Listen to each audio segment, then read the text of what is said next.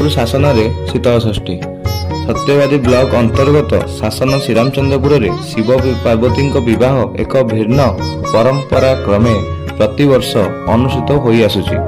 चलित वर्ष सबुआडे शनिवार संध्यारे शिव विवाह उत्सव संपन्न होइथिबा बेले गोटे दिन परे अर्थात रविवार दिन श्रीरामचंद्रपुर ग्राम में शिव पार्वती विवाह शीतलषष्ठी उत्सव भाव संपन्न होइछि।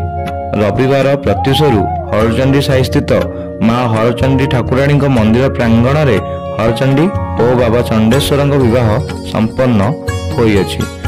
ठाकुर सिंहासन विजय होते विराट पटुआर सह ग्रामर संकीर्तन दल को नहीं भगवान शिव पार्वती विवाह संपन्न होता।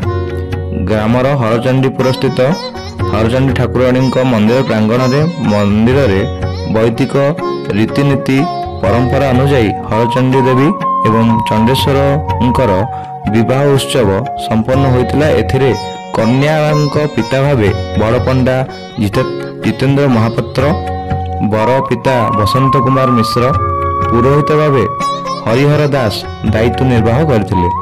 डंडा बालुंकेश्वर, जटेश्वर देव, नीलकंठेश्वर देव, बनियासाही बालुंकेश्वर देव और नहला बालुंकेश्वर देवंक बरयात्री बेस शोभनीय होइथिला। घंटा जोड़ी शंख, ढोल, महुरी, पारंपरिक वाद्ययंत्र एवं नृत्य संगीत परिवेषण करा जाई शोभायात्रा आयोजित होइथिला। विवाह उत्सव शीतलषष्ठी धूमधाम रे पालन पई कमिटी पक्षर समस्त सहयोग कामना होइथिला। श्रीरामचंद्रपुर नरेश कुमार जेना रिपोर्ट।